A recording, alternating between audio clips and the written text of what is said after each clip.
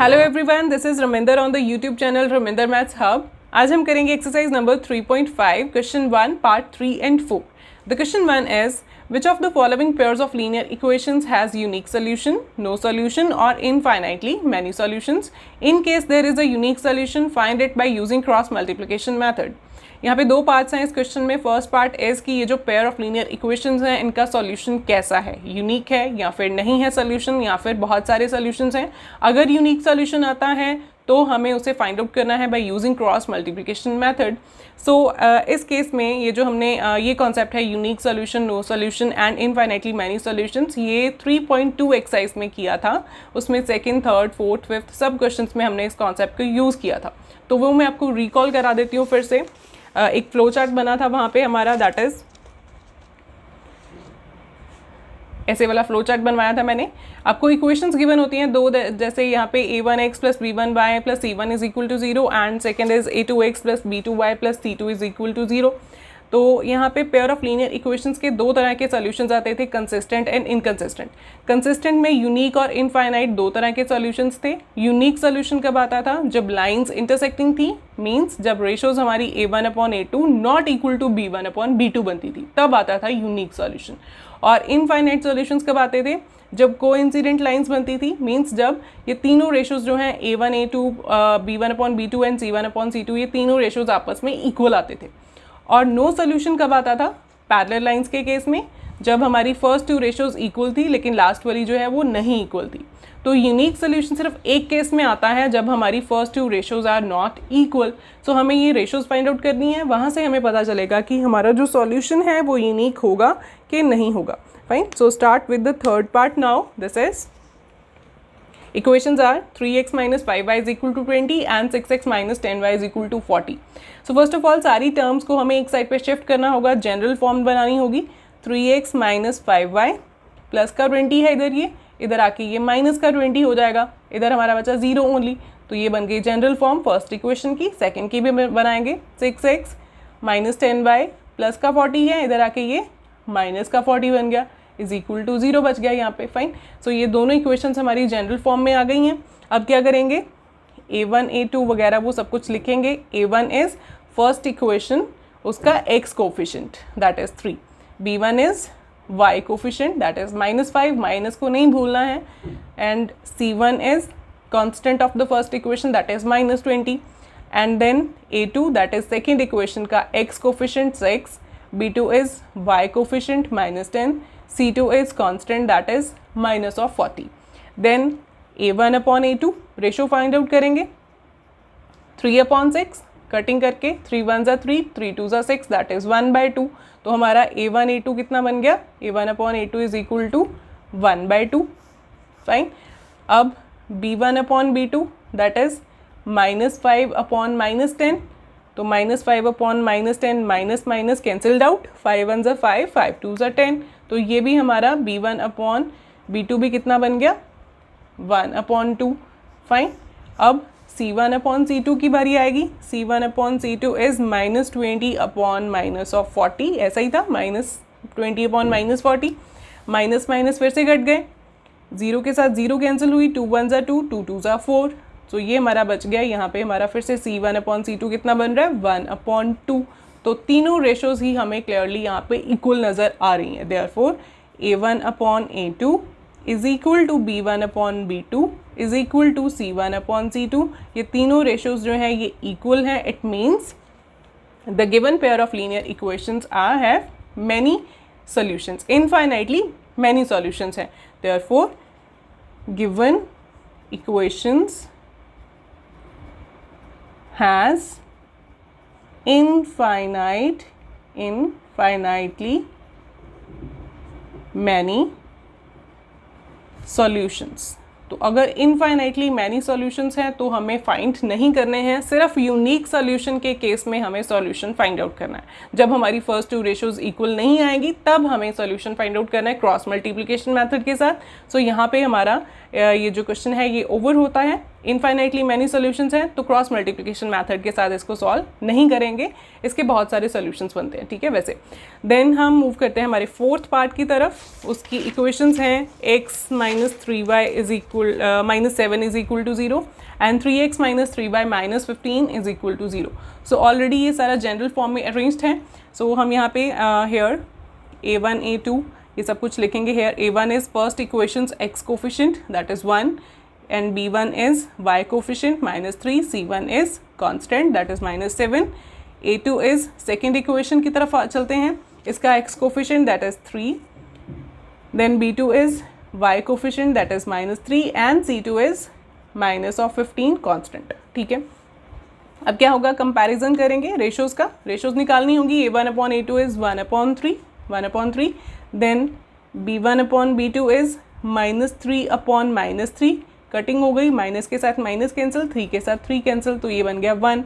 Therefore b1 upon b2 कितना बना हमारा 1, a1 अपॉन a2 1/3 और b1 अपॉन b2 1 बन गया। सो यहाँ पे ये दोनों रेशोज़ इक्वल नहीं आ रहे हैं, मीन्स हमारा यूनिक सोल्यूशन यहाँ से बन जाएगा, ठीक है। तो c1 अपॉन c2 को भी फाइंड आउट करके लिख देते हैं, -7 upon -15, minus minus cancelled out, तो c1 अपॉन c2 कितना बन गया 7 upon 15, fine. So therefore clearly a1 upon a2 is not equal to b1 upon b2, ये दोनों रेशियोज आपस में इक्वल नहीं आए। therefore the given equations has a unique solution। Unique solution इस केस में आ रहा है। तो अगर यूनिक सॉल्यूशन आता है तो क्रॉस मल्टीप्लिकेशन मेथड के साथ इसको सॉल्व करेंगे। तो क्रॉस मल्टीप्लिकेशन मेथड को सॉल्व करने के लिए हम क्या करते हैं, फिर से दोनों इक्वेशंस को लिख लेते हैं। यहाँ पे ये पार्ट ओवर नहीं है, यहाँ पे यूनिक सोल्यूशन आ गया तो इसको हम सॉल्व करेंगे। दोनों इक्वेशंस को फिर से लिख देते हैं, that is x minus 3y minus 7 is equal to 0 and the second equation is 3x minus 3y minus 15 is equal to 0। दोनों इक्वेशंस लिख दिए, क्रॉस मल्टीप्लिकेशन मैथड के साथ इसको सॉल्व करेंगे। क्रॉस मल्टीप्लिकेशन मैथड, तो उसके लिए सारी टर्म्स का एक साइड पे होना ज़रूरी है। यहाँ पे ऑलरेडी सारी टर्म्स एक साइड पे हैं, तो we can start with our question.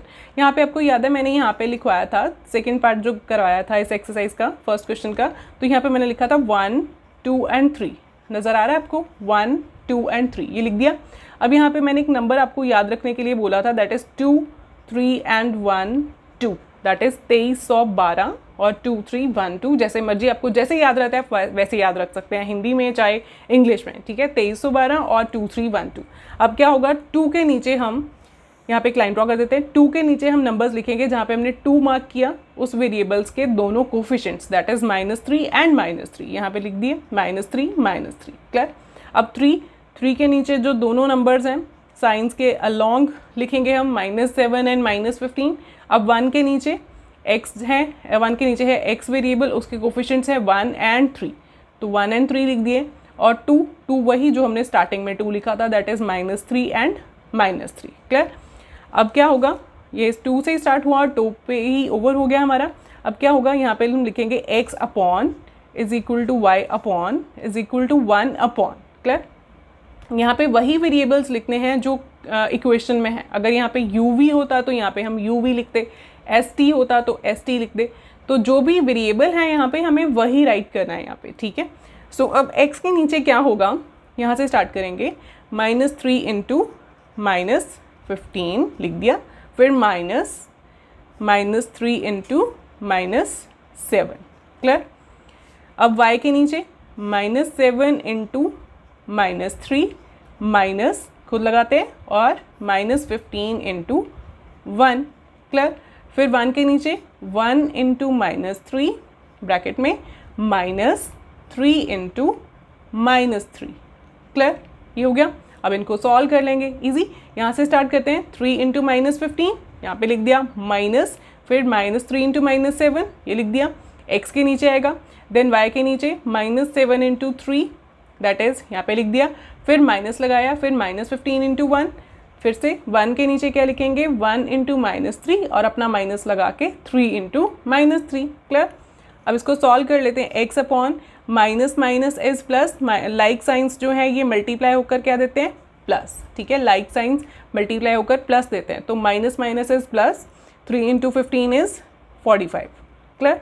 अब माइनस, देन यहाँ पे फिर से लाइक साइंस मल्टीप्लाई हो रहे हैं, minus minus is plus, and then 3 into 7 is 21, तो यहाँ पे आ गया 21।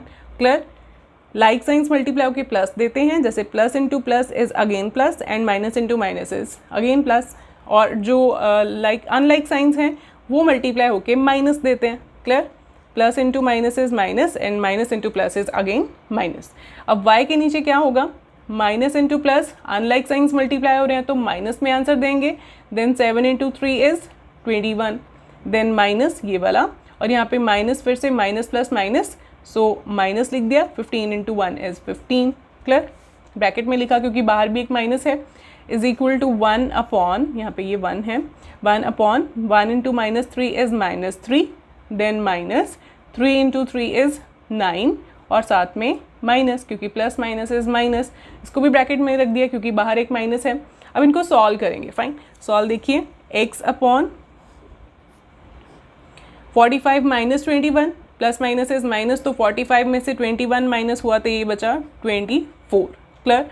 Is equal to y upon minus 21, minus minus is plus, plus का 15 लिख देंगे यहाँ पे, is equal to 1 upon minus 3 minus minus plus 9। ठीक है, ये हो गया। अब इसको भी जैसे हमने x को सॉल्व किया वैसे इनको भी सॉल्व कर लेंगे। पहले इनके बस साइंस रहते थे तो साइंस को हमने लिख लिया, minus minus plus, minus minus plus. अब इनको सॉल्व करेंगे, x upon 24 is equal to y upon minus plus is minus, 21 minus 15 is 6, और साथ में बड़े का साइन दैट इज माइनस, 21 बड़ा था उसके साथ माइनस था तो 6 के साथ भी माइनस लग गया, is equal to 1 upon minus plus is minus, 9 minus 3 is 6, और बड़ा जो है वो 9 है, उसके साथ फिर से प्लस का साइन है तो यहाँ पे भी प्लस आ गया। अब क्या होगा, इसको हम 1, 2 एंड 3 मार्क कर देते हैं। Fine, 1, 2 and 3। अब फर्स्ट और थर्ड को इक्वेट करेंगे, फर्स्ट एंड थर्ड को, फ्रॉम 1 एंड 3, इन दोनों को इक्वेट करके हमारे पास x वेरिएबल का आंसर बन जाएगा। देखिए कैसे, x upon 24 is equal to 1 upon 6। ठीक है, फर्स्ट और थर्ड टर्म्स को इक्वल में लिख दिया, इक्वल थी ना ये तीनों टर्म्स, हमने स्टार्टिंग में इक्वल लिखा था, तो ये तीनों टर्म्स इक्वल है, मींस फर्स्ट और थर्ड भी इक्वल है, सेकंड और थर्ड भी इक्वल है, ये दोनों आपस में भी इक्वल है। फाइन, सो यहाँ पे हमारा x वेरिएबल कैसे आएगा, 24 जो है ये उधर जाके मल्टीप्लाई हो जाएगा, क्रॉस मल्टीप्लिकेशन हो जाएगी, x is equal to 1 upon 6 multiply by 24। तो ये क्या बना, यहाँ पे कटिंग पॉसिबल है, 6 1 ज़ा 6, 6 4 ज़ा 24, देयरफॉर x वेरिएबल हमारा आंसर आ गया, दैट इज 4। क्लियर। अब क्या होगा, सेकेंड एंड थर्ड को इक्वेट करेंगे, फ्रॉम सेकेंड एंड थर्ड, इन दोनों को इक्वेट करेंगे, ये बनेगा हमारा y upon minus 6 is equal to 1 upon 6, ऐसे ही है। अब क्या होगा, ये जो माइनस 6 है ये इधर जाके मल्टीप्लाई हो जाएगा, इधर ये डिवाइड हो रहा है y के साथ, तो y is equal to 1 upon 6 into minus 6, that is 6 और 6 की हो गई कटिंग, तो 1 इंटू माइनस 1 क्या बचा हमारा, y is equal to -1, plus minus is minus ना, अनलाइक साइंस मल्टीप्लाई होकर माइनस देते हैं, तो y की वैल्यू क्या बन गई, -1, और ये हमारे दोनों वेरिएबल्स के आंसर्स जो हैं ये आ गए।